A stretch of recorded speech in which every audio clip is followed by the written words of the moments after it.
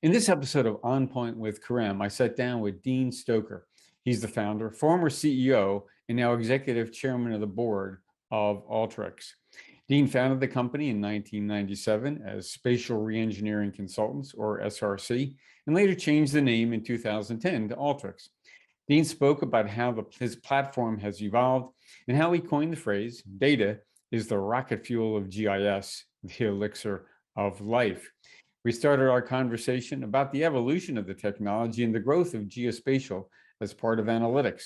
He shared that if we could nail geospatial and make it easy, all other analytics as part of the analytic continuum would be drop dead easy. Enjoy this conversation with one of the premier CEOs in the field of digital transformation. Stay tuned.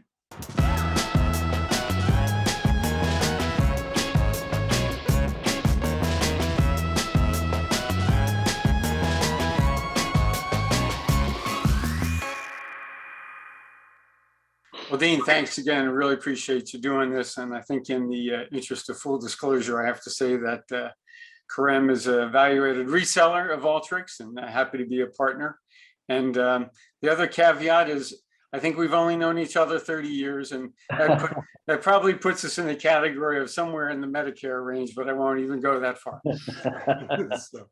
But we share that excitement over geospatial. So there you go. Well, that's where maybe we start, because I have to ask this question because as I do presentations from time to time, and I will never forget this about your statement to me about how data is the rocket fuel of GIS.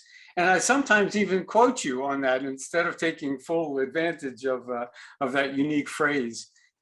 So the true part of it, though, is you missed the last part of the statement. It's data is the rocket fuel of GIS, the elixir of life for a box of tools. But it's true. So now we're in this era of data, and everything you said essentially came true. I mean, it's less software oriented and much more data oriented, it seems. Well, I think you had to have the plumbing in place before the data became valuable. You know, in my career, all the companies I worked for were data companies, and I struggled because, you know, the ultimate value in content is when it becomes ubiquitous. And in order to make it ubiquitous, you have to wrap it with elegant software that's easy to use so that everybody can engage in it.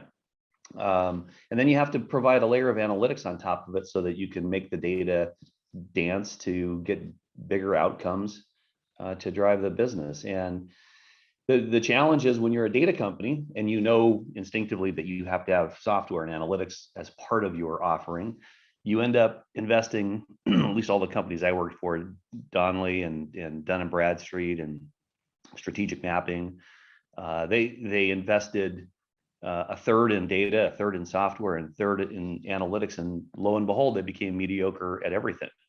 And so that was really the impetus to starting Alteryx, is that we said, we're gonna put all of our effort into software that's data agnostic, big, little, structured, unstructured, spatial, non-spatial, coming from every source. And if you do that, then you can actually deliver on the promise of ubiquity for maximizing the value of content. And I would say that we've accomplished that. You know, I remember some of the early days. You know, I remember going to your office in Orange, getting kind of one of those early demos of the Alteryx platform. And it seemed to me that, and you tell me whether you had the vision, whether geospatial was going to be a central part of it, or whether it was just going to be a component of the application. Well, so for those that who are listening to the podcast who don't remember, in the early days, the name of the company was Spatial Reengineering, and you know, our goal was to actually fix a lot of the issues where people were analyzing data the wrong way and not applying more than geospatial into some particular use case. And it wasn't until I think 13 years later where we renamed the company Alteryx, and we still have that heritage. I mean, YX is related to the coordinate system. And we just figured that geospatial is a weird science. A lot of people didn't get it back in 1997. It was sort of secluded in the area of GIS expertise. And if you didn't use Esri or MapInfo or I don't know, there's probably some other systems that I've forgotten about. But if you didn't use those systems, then nobody engaged in geospatial. I don't think it was until maybe Google Maps came along where they started making geospatial a little bit easier, and the focus was not as much on the data, or not as much on the map as it was the data. I mean, when you drive in your car and you get directions, you don't look at the map necessarily to get your directions. You listen to the voice that tells you when to turn. And so geospatial, we figured out if we could nail geospatial and make it easy, all the other analytics as part of the analytic continuum would be drop dead easy, from descriptive analytics to diagnostic analytics to predictive modeling, even to automated machine learning, which we now have. So geospatial is, it's one of a bunch of different data sets. I've always believed that it has the impetus to create extra value in any analytic outcome. Everything that happens in business happens somewhere. So, think about where your crop is grown, where it's picked, where the truck is on the way to the plant, where it is on the shelf. I remember having a conversation with Joe and in Denver at one GIS conference, and we were geeking out over one day, everything in a grocery store would be real-time economics. It would be, I remember that. It would be all automated. You would walk in and you would have RFID on your cart, and it would track you through the store, and you would know, who's passing by based upon their loyalty card. And so it was a mix of content that was spatial and content that wasn't spatial, and you could adjust couponing as the switcher for coffee comes down the aisle, and then you would just walk out the store without even talking to a checker. Why? Because all the products would be RFID'd, and your phone would tell you, well, and this is being done today by Google. Right, the cashierless system, right? Yeah. The example, as I remember, was the bowling team would walk into the grocery store and the price of beer would go up. Well, I think we talked about that too. Real-time economics. That's right. Well, so going back to that issue of, whether, it's as difficult today to educate people to what the value of geospatial is. In those early days, it was not too hard to get people like General Motors or Walmart to talk about what they were doing. Now they're just so close-lipped about what their advantages are of using geospatial technology.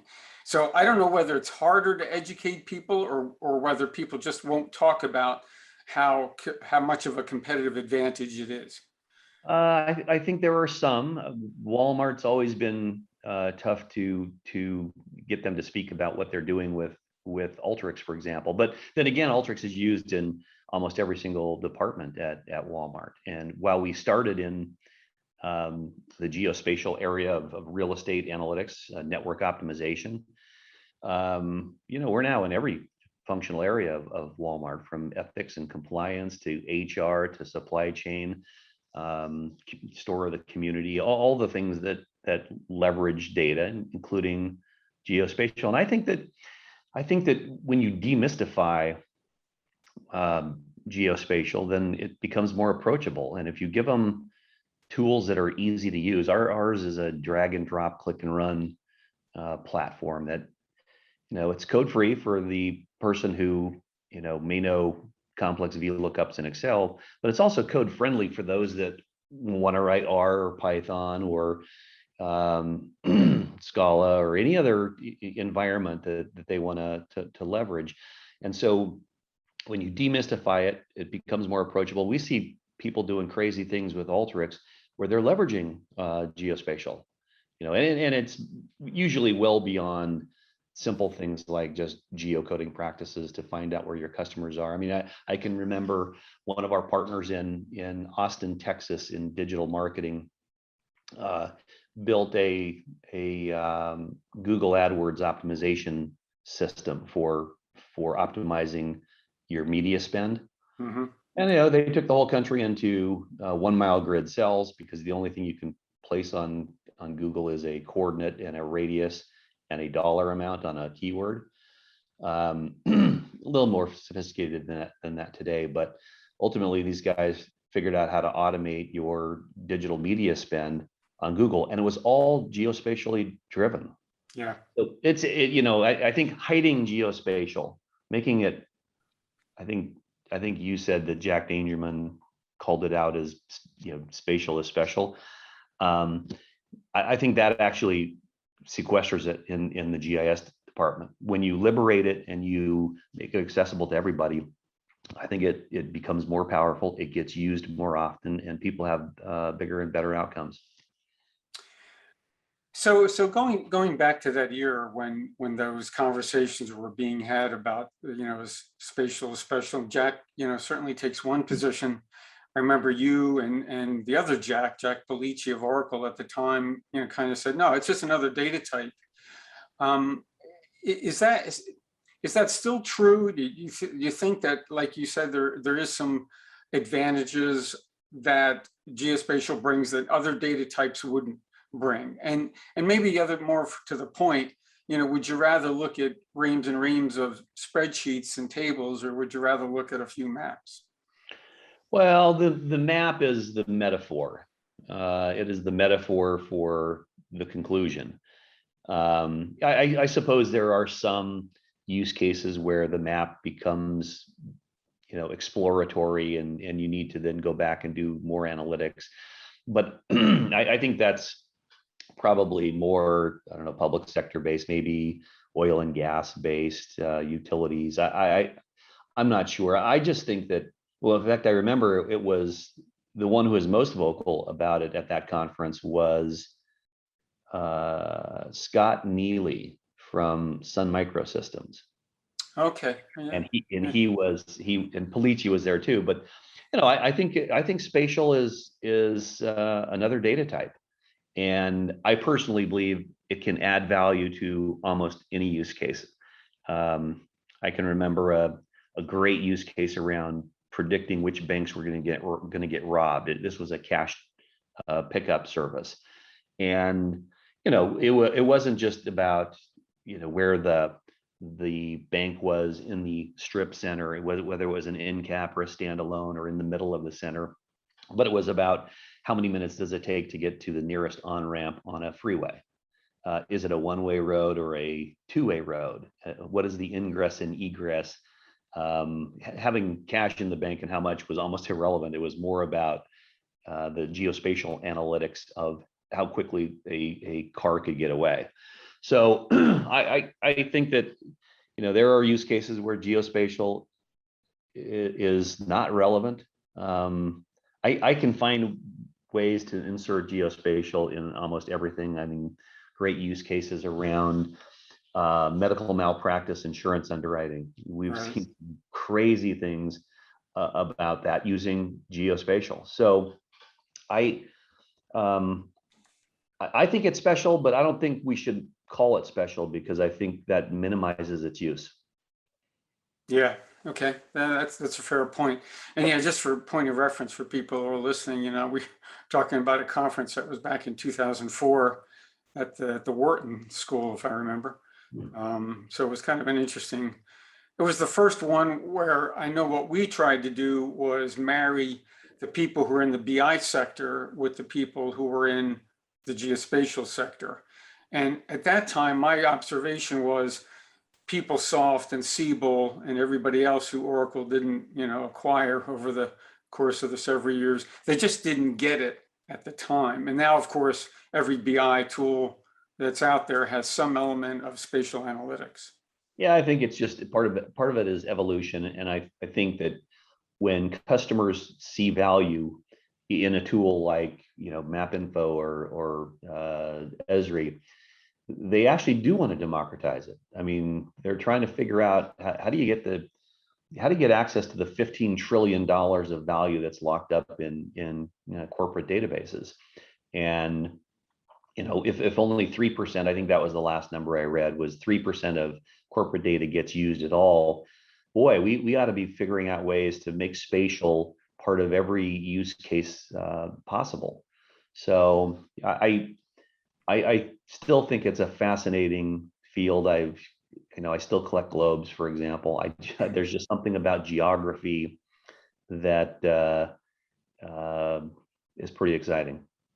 So, just to focus back on the Alteryx platform for a second, I mean, where does geospatial fit now? And do you see that more capabilities need to be added, or have we kind of maxed out functionality, either in the Alteryx platform or anything that you see there as far as geospatial platforms? No, I think that people have to remember that our platform is a little bit different in that we provide, I think there's 270 what we call building blocks, tools, some people refer to them as, and you can use them in almost any combination. So 270 factorial gives you billions of options on how you could string together tools, both tools that clean data, organize data, model data, spatially prepare or enhance data, building predictive models.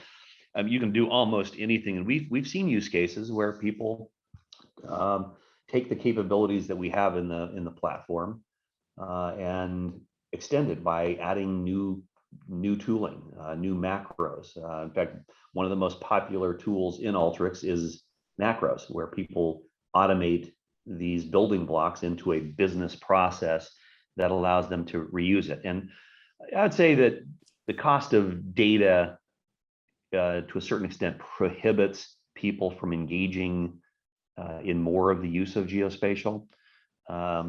We've got good partnerships with the data vendors, but it's still pretty pricey. And I think once it becomes more and more commoditized, once we make it super easy to access through APIs only, then I think people will begin to do more things. But there's probably some things we would add, but again, we're adding new capabilities every release. We just rolled out 21.3, and it has computer vision.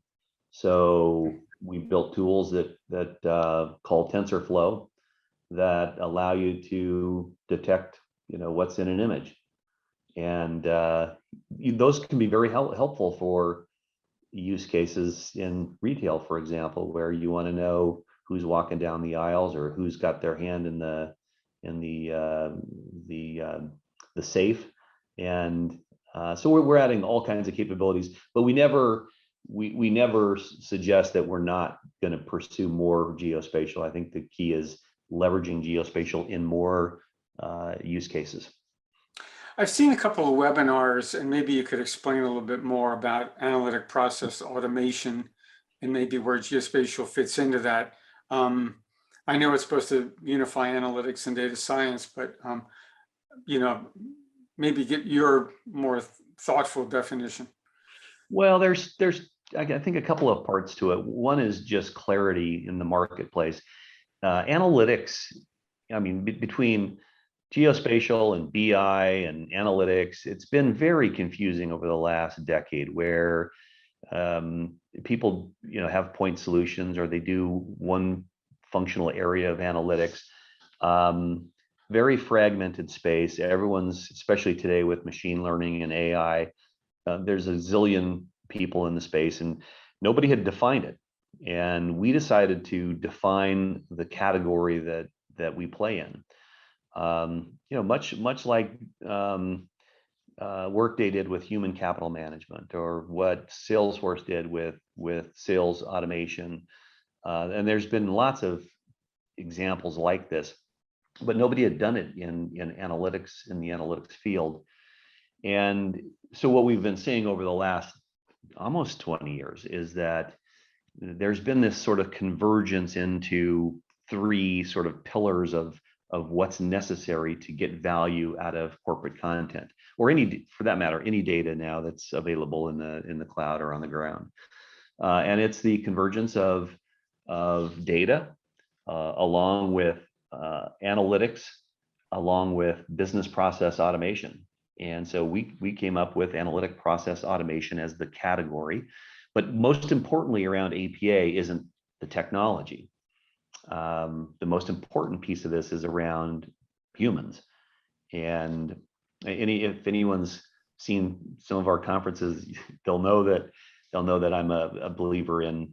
I'm not a believer in singularity. I'm actually a believer that if you amplify human intelligence, singularity will never come to be. So it's at the heart of APA is upskilling the workforce, teaching them that data is an asset, showing them how you can get value out of it, and how you can take disparate data sources, structured, unstructured, spatial, non-spatial, integrate them into a cohesive analytic pipeline that drives value for businesses. And over my 24 years at Alteryx, I've just seen hundreds of use cases where people who had never engaged in analytics before are now building incredible ROIs around commonplace things.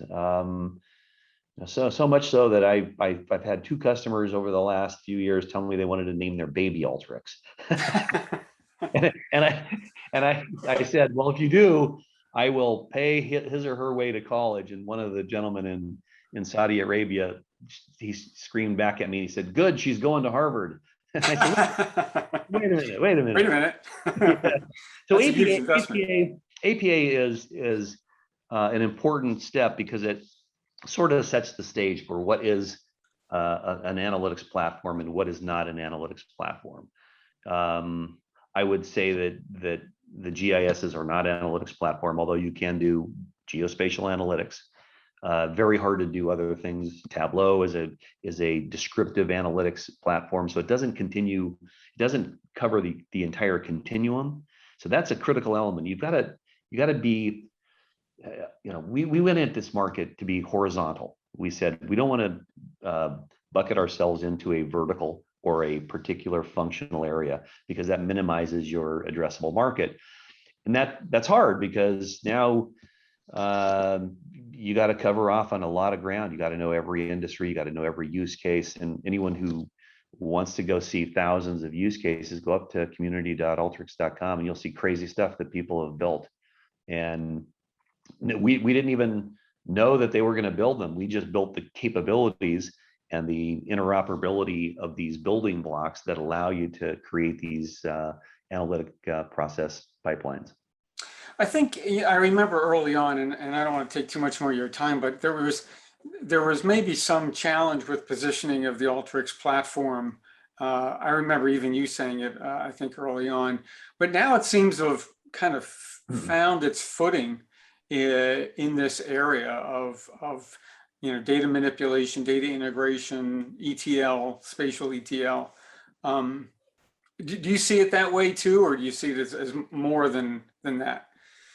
Well, I think people early on, people have to remember that when we started, we were a services company because we didn't have any products yet.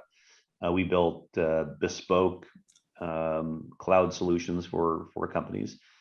We made a lot of money doing that, but the whole purpose of that was to pay, because I didn't raise money for 14 years. The whole purpose of that was to pay for the process of building components that would end up in the platform.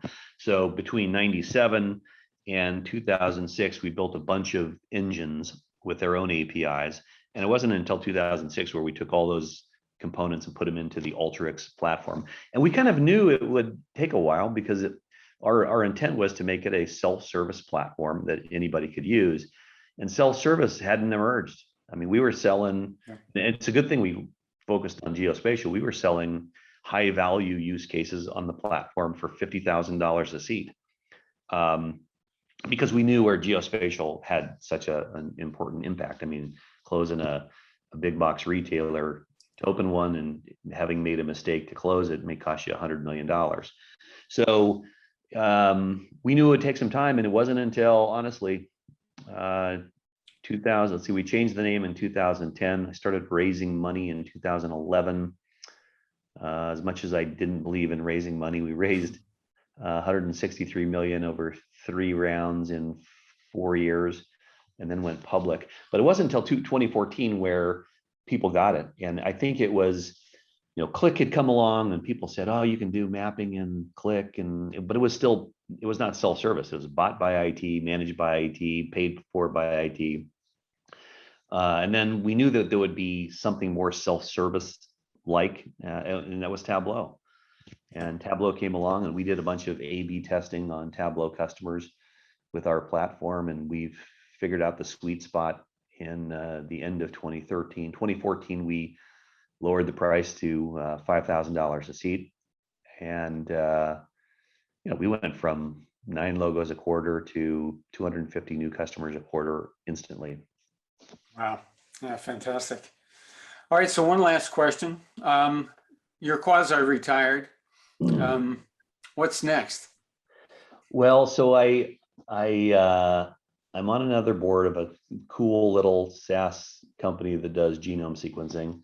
And the reason I joined them is they look just like Alteryx. It's the same land and expand process. It's a SaaS service going after bioinformaticians, and they're trying to democratize genome sequencing. COVID, as horrible as this has all been, has been just an incredible tailwind for these guys. So I'm doing some of that. I'm mentoring some CEOs who are first-time CEOs who don't know that this is going to be a long effing journey for them.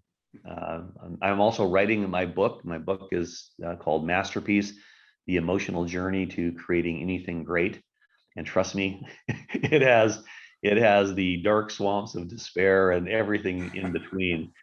But I'll probably get on boards at some point after the book is out, and I don't think I'll start a business. My wife and I are very active in using my balance sheet now to give back, and we have a foundation called iRise, and it's all about helping. It's back to APA. It's upskilling the workforce. And I can remember when I was graduating high school, my parents said, balancing your checkbook is the most important thing you're ever going to know. And today, if you don't have a data science and analytics skill, your career is going to be fairly limited. And so we're going to give thousands of nanodegree scholarships, because I think academia is messed up. I think we've got to instill in kids that learning is a lifelong requirement. When I went to 4 years at CU, you get out and all the technology's changed already. And so we're going to just help people get upskilled to make sure that, as they take care of the rest of us, that they have the skills to do so. Great. Dean, can't thank you enough. It's been fantastic catching up, and good to see you as usual. You too. And one of these days we'll get together for a beer and we'll keep talking about what the next leg of geospatial is all about. Let's do it. Let's do it Okay. for sure. All right. Thanks, Dean. All right. Take care. Bye-bye. Bye-bye. Thanks again for joining us on another On Point with Karim. And if you like today's podcast, please leave a comment in the comment box where this podcast is posted, which could be Apple Podcasts, Google Podcasts, Spotify, or YouTube. I hope you'll join us next time for another On Point with Karim, where we'll get on point.